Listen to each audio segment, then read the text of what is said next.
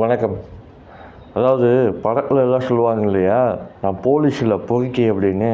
உண்மையிலேயே போலீஸ் பொறுக்கித்தனமாக தான் நடந்திருக்கு.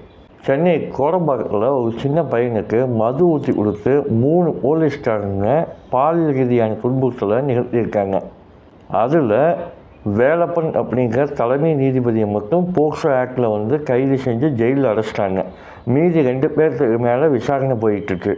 இது சம்மந்தமாக நேற்று எதிர்க்கட்சி தலைவர் உதயநிதி ஸ்டாலின் அவர்கள் ஒரு அறிக்கையை வெளியிட்டிருக்காங்க. அதில் அவர் என்ன சொல்கிறாரு அப்படின்னு பார்த்தீங்க அப்படின்னா, இந்த ஆட்சியில் போலீஸ் மக்களுக்கு பாதுகாப்பு இல்லை, இன்னும் சொல்ல போனால் போலீஸ்க்கே சில இடங்களில் பாதுகாப்பு இல்லை.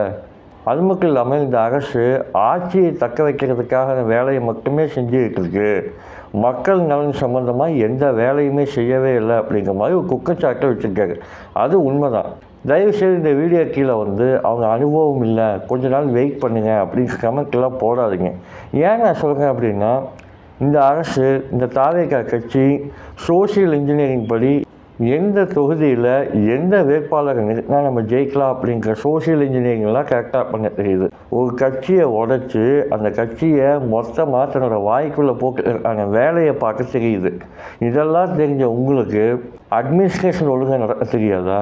இந்த ஆட்சி தூய ஆட்சியிலேருந்து தீய ஆட்சி கொஞ்சமாக ட்ரான்ஸ்ஃபர் ஆகி அப்படியே கொஞ்சம் கொஞ்சமாக கொடூர ஆட்சியாக மாறிடுமோ அப்படிங்கிற பயம் எனக்கு மட்டும் இல்லை, மக்களுக்குமே வர தொடங்கிடுச்சு.